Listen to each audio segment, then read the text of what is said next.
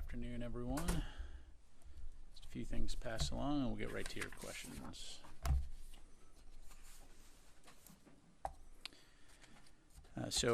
First, Secretary Austin, the Chairman of the Joint Chiefs of Staff and Undersecretary of Defense Comptroller, testified before the House Appropriations Subcommittee on Defense yesterday to underscore the importance of passing the Defense Department's fiscal year 2025 budget request. During the hearing, the Secretary emphasized the urgent need for approval of the Department's supplemental request, highlighting the DoD's critical role in demonstrating American resolve to protect our nation and our national security interests, supporting America's allies and partners, and investing in our defense industrial base. If approved, the funding request will provide essential aid to our partners in Ukraine, Israel, and the Indo-Pacific. It would provide nearly $60 billion for the Department of Defense, with about $50 billion of that sum flowing through the nation's defense industrial base, in turn creating American jobs in over 30 states. As the department actively works to address today's most pressing national security challenges confronting our nation, immediate passage of the supplemental remains the most important thing Congress could do to assist our warfighters in defending our country and enabling DoD to support our allies and partners like Israel and Ukraine. Speaking of Ukraine, tomorrow, Secretary Austin will participate in a virtual NATO-Ukraine Council meeting with fellow NATO defense ministers. The Secretary and his fellow defense ministers will discuss the international effort to meet Ukraine's urgent needs to include air defense and artillery. Additionally, Secretary Austin and Chairman of the Joint Chiefs of Staff, General C.Q. Brown Jr., will host the Ukraine Defense Contact Group virtually next week on April 26. Both meetings underscore the unwavering commitment of the United States and the international community to support the people of Ukraine as they continue to fight for freedom and protect their sovereignty from Russian aggression. We'll have more information to provide on the UDCG next week. Shifting gears, Secretary Austin also hosted the Norwegian Defense Minister, Bjorn Ard Gram, here in the Pentagon today. The two leaders discussed long-term plans for supporting Ukraine, and Secretary Austin expressed his gratitude for Norway's swift assistance to the Ukrainian people. A readout of this meeting will be posted to defense.gov. Moving to the Indo-Pacific region, on Monday, more than 16,000 service members of the Armed Forces of the Philippines and the United States will commence Exercise Balikatan 24, our largest annual exercise with the Philippines. This year will be the most complex Balikatan to date, including combined joint all-domain operations such as maritime security, air and missile defense, dynamic missile strikes, and cyber defense training. In the spirit of working shoulder to shoulder, 16 other nations will participate or observe, to include France for the first time. For more information, please reach out to U.S. Indo-PACOM Public Affairs. And finally, I'd like to take a moment to recognize one of our OSD Public Affairs teammates who will be departing the pattern and retiring from the Air Force after 22 years in uniform. Colonel Brooke Brander has served on assignments around the globe during her career, but most recently as the OSD Public Affairs Director for Strategy, Plans, and Assessment for the last 2 years, and has done an amazing job. Her exceptional leadership and contributions have been instrumental in enabling the department to develop effective communication strategies and keep U.S. and international audiences informed about the role of DoD in defending our nation. On behalf of the entire OSD Public Affairs team and Air Force Public Affairs community, we want to congratulate Colonel Brander on her retirement and thank her for her superb leadership and dedicated service to our nation, the Department of Defense, and the U.S. Air Force. We're all grateful to have had the opportunity to serve alongside her and wish her all the best as she embarks on her next chapter. And with that, we'll take your questions. We'll go to Associated Press. Tara, welcome back. I wanted to ask about Ukraine. If the bill is passed by the House and Senate and signed into law, just how quickly can the Department of Defense get weapons moving to Ukraine? And have you done anything to speed that along, such as pre-position some things in Europe? Sure. Well, obviously, as I'm sure you can appreciate, I can't get into any specifics on timelines as it relates to pending legislative proposals. We obviously do look forward to an upcoming supplemental vote. But in the meantime, were the supplemental to get passed, we are poised to respond quickly with a security assistance package via our Presidential Drawdown Authority. As you know, we have a very robust logistics network that enables us to move materiel very quickly as we've done in the past, we can move within days. Again, for operation security reasons, I'm not going to be able to get into the specifics of what that security assistance package could look like, other than to say it would, of course, include likely important things like air defense and artillery capabilities. But again, we'll have much more to follow, and we'll keep our fingers crossed. Can you describe in general terms, like, so it moves to the Ukrainian border? At that point, do the Ukrainians take custody and then move it in via rail, or how will that flow work? Again, for operation security reasons, force protection reasons, I'm just not going to be able to go into those details, but I think we've demonstrated over the last 2 years that we do have a very robust system in place, which is effective in ensuring that we can get Ukraine what it needs, not only from the United States, but from the broader international community. Thank you. Matt. First, I have a follow-up on that. Can you say whether or not the department is considering maybe a larger drawdown than we've seen in past aid packages, since it's been some time and that Israel is in such great need of things like artillery and air defense? Yeah, thanks, Matt. I really can't at this stage get ahead of the process, other than to say, again, we certainly understand and appreciate the urgency and are poised to move quickly if the supplemental is passed. Okay. Secondly, we've heard from an Israeli source that the Israelis have made significant progress in preparations to evacuate roughly 1 million people out of Rafah ahead of any possible operations there, and that the U.S. is aware of these efforts, which include preparing areas to the north with repairing pipes and setting up tents. Can you speak to those efforts, and does the relocation of these people meet with the sort of recommendations the U.S. is making to the Israelis as they proceed? I really can't. That's a question that's best addressed by the Israelis. As you're probably aware, the White House was hosting a session today with senior Israeli representatives to discuss the Rafah situation. So, I'd refer you to that readout once it comes out. Again, our position has not changed in terms of the importance of ensuring that humanitarian assistance and civilian safety are taken into account as Israel conducts its operations against Hamas. Can you say who was representing DoD in those meetings today? I can. As I understand it, 3 representatives we had performing the duties of Deputy Undersecretary of Defense for Policy, Melissa Dalton, the Deputy Assistant Secretary of Defense for Middle East Policy, Dan Shapiro, and then also Major General Joseph McGee, the Joint Staff Vice Director for Strategy, Plans, and Policy. Thanks. Can I follow up on this? Thank you, General. So as you said, we're going to wait for the readout from the White House. But as far as you know, have you been presented by Israeli plan for an operation in Rafah, whether limited or a major invasion? Again, I'd refer you to the readout. As I understand it, Fadi, at this point, there's been discussions, ongoing technical discussions in terms of, enabling the Israelis to understand the key points that we're making and incorporating those into any plans. And, beyond a broad concept is what I'm tracking right now. But again, we'll see what comes out of the meeting. Are you able to say, like previously, the answer has been we haven't received any plan?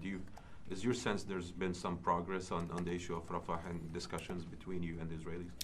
I think the discussions continue in terms of, again, enabling the United States to share with Israel what our concerns are and to provide lessons learned that we've gleaned over the years in conducting these type of operations. And I think we'll have those conversations going forward. Again, our position has been pretty clear. We understand the need for Israel to go after Hamas and to eliminate or defeat Hamas as a threat. And so we believe there's a way to do that while also taking into account civilian safety and ensuring humanitarian assistance. Thank you. Laura? Thanks, Pat. So CIA Director Bill Burns said in testimony today that without additional aid, Ukraine could lose by the end of 2024. Does DoD share that assessment? I'm not going to speak for the CIA. I know from a DoD standpoint, what we're focused on right now is ensuring that we can get Ukraine the assistance that it needs.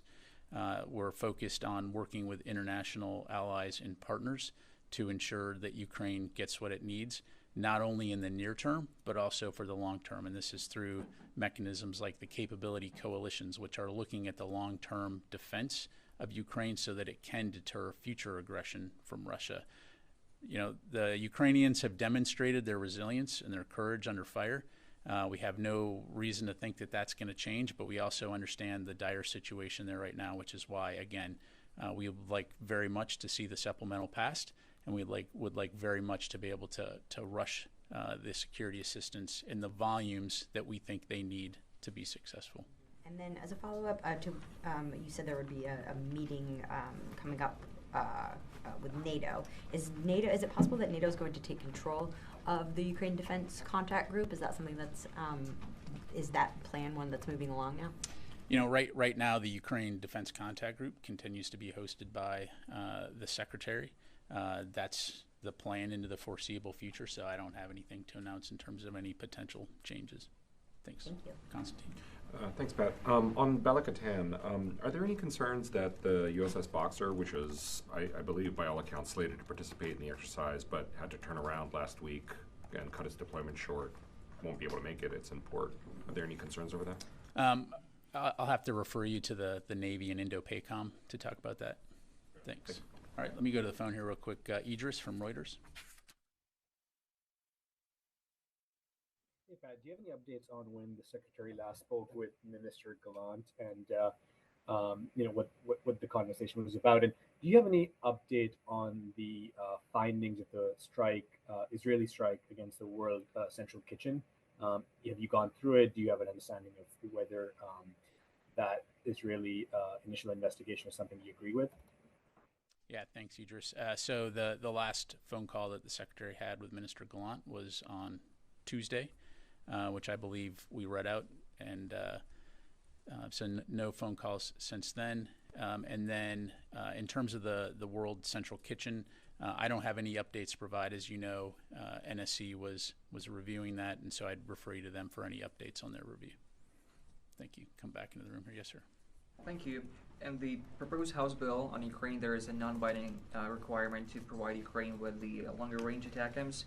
Is this something that the Pentagon might be looking into? I don't have anything to announce. You know, we've provided readouts in terms of the capabilities that have been associated with the PDAs. Of course, as you know, we've always said nothing's off the table, but I don't have anything to announce today. And one more, do you have an update on the training at the Morris base of Ukrainian pilots? What stage are they now? Can we approximately talk about the graduation time from here? I'd refer you to the Air Force for the specifics. In terms of the status, as I understand it, things are progressing well. They are, you know, in the advanced stages of their training. Don't have a specific date to highlight, other than everything seems to be on track and on schedule on that front. And of course, certainly as we get closer to that, we'll have much more to provide. Thank you very much. Tony. A couple of questions. One, you talked about the 30 states would benefit from the supplemental. Can you get a chart that lays out what states and roughly the dollars? This is a repeated claim from the Pentagon. It'd be useful to have a chart that shows the states that would benefit. Yeah, we actually have one posted to defense.gov right now, so we can get you that link. This is on the supplemental. This isn't like past aid that's gone to states? I'll double check, but yeah. On Iran. The world's fixated on a potential Israeli retaliation. Do you have any sense of the state of Iran's air defense system in terms of how well integrated it is? DIA about 4 years ago had a report that came out and said they had the S-300. They're fairly well integrated, but fast forward 4 years later, do you have any thumbnail assessment of how well their air defense system is integrated?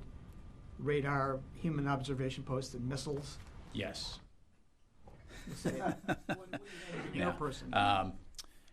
You know, for understandable reasons, I can't get into specific intelligence. Clearly, Iran has an integrated air defense system, as you highlight, but I'm just not able to go into the specifics of what advanced capabilities they may have, and I'm not prepared to do that from the podium. Can you at least, do they have the S-400? There's always been rumors that they may or may not get it. You know, that's pretty sophisticated as a system. Can you address whether they have the S-400? I really can't. But thanks, Tony. Chris. Thanks, Pat. If I could just follow up on the F-16 question, is the training timeline affected by the lack of supplemental at all? Not to my knowledge. Do you have funding? Would you need a supplemental to continue funding that going forward for, say, the next cadre? Is it? So the funding, as I understand it, Chris, in a lot of ways, what this is about is enabling us to replenish our own stocks, which then enables us to draw down from our own inventory to be able to provide security assistance to Ukraine, right? So that's one piece of it. The other piece, of course, is the USAI piece in terms of being able to let contracts to work with industry to provide them with capabilities. So, on the training front, while certainly there's a budget aspect to that, really what we're talking about here is, working with the Ukrainians, working with the Air Coalition, Capability Coalition, in order to identify the pilots, to identify which partners are going to contribute aircraft, munitions, those kinds of things.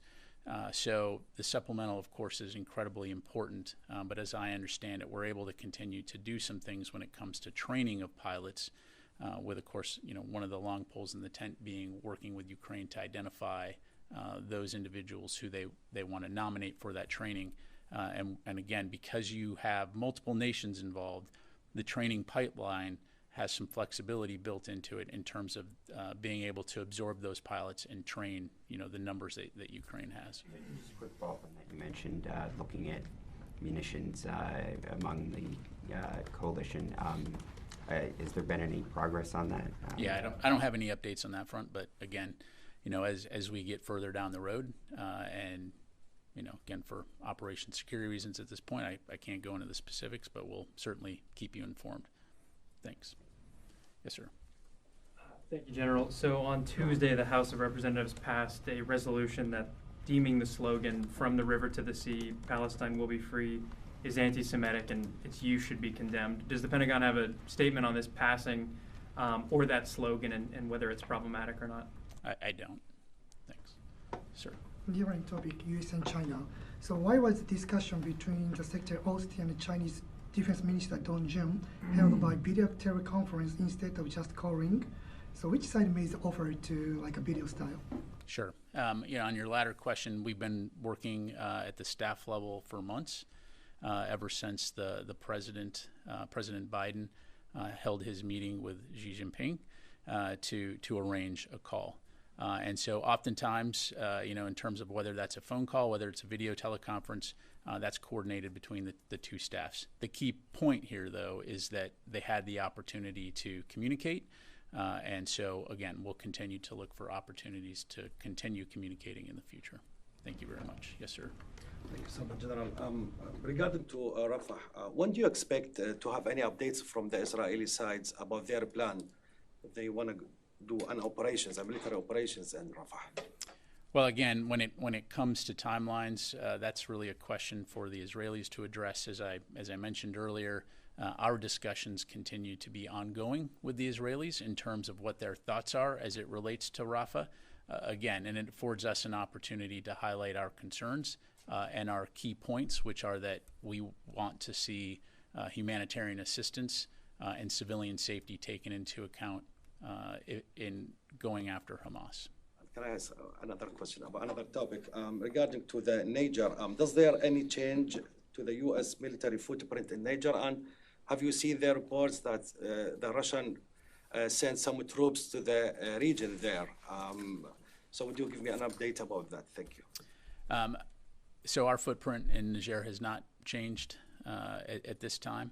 And as it relates to media reports of Russian forces going into Niger, certainly aware of those reports, but I don't have any comment to provide. You go here and then I'll come back. Thanks so much. The U.S. 7th Fleet announced the aircraft transit through the Taiwan Strait one day after the Secretary's phone call with the Chinese defense minister. And China criticized this transit through the Taiwan Strait as provocative. So do you have any response to China? And what was the U.S. message by conducting the transits just after the Secretary's phone call with his Chinese counterpart? Well, look, the transit was long scheduled, and as we've made clear on multiple occasions, the United States is going to sail, fly, and operate wherever international law allows, and we're going to do that safely and responsibly. Thank you. Yes, sir. Thank you, General. According to some reports, U.S. forces have deployed a sophisticated air defense system in Syria and Kurdistan region of Iraq. And the defense system intercepted tons of Iranian missiles and drones in the last attack. What do you have on this? Just let me make sure I understand. You're asking if we've deployed defense system capability, in extra both capabilities. Syria and Iraq. So what I would tell you is I don't have any specifics to provide. Broadly speaking, throughout the Middle East region, we have deployed air defense capabilities, and as part of our efforts to ensure force protection, as well as to defend our interests and our allies and partners throughout the region. As I'm sure you can appreciate, I'm not going to get into any specifics for operation security reasons in terms of particular locations, other than to say that that is a capability that we maintain in the Middle East. One more question, if you don't mind. Did the Iraqis, in their meeting with Secretary Austin last Monday, discuss withdrawing U.S. forces in Iraq? They were able to have a discussion about the transition from the coalition, the international coalition mission to defeat ISIS, to the enduring bilateral security relationship between the United States, Iraq, and other coalition partners. So I don't have anything to announce today in that regard, but that was part of the discussion. Thank you. Yes, sir. Thank you. Can you tell us whether Israel has actually decided to respond to Iran? I mean, at the end of the day, that's really a question for Israel to answer, right? So, you've seen publicly that they've said they're going to do something. I don't know what that could be or what it could look like. Certainly, we are maintaining close communication with our Israeli partners. And as I mentioned earlier this week, we do not want to see escalation in the Middle East region, but we won't hesitate to defend Israel or our forces if they're threatened. What kind of conversations are you having with Israeli officials about this, and do you have a sense that they're listening to your advice? Well, you've seen the readouts that we put out from Secretary Austin as it relates to his discussions with Minister Gallant. Importantly, I would highlight that he's also spoken to many other leaders throughout the Middle East to get their sense of the situation. And, if you, again, take a step back, ever since October 7th, we've been working very diligently to prevent a wider regional conflict, and that continues to be a priority for this department and for the U.S. government. We don't seek conflict with Iran. We're going to continue to work with partners to de-escalate the situation. But at the same time, just to be clear, if Israel is attacked, we will defend Israel, and we will defend our forces if they're threatened. So leave it there. All right. Thanks very much, everybody. Appreciate it.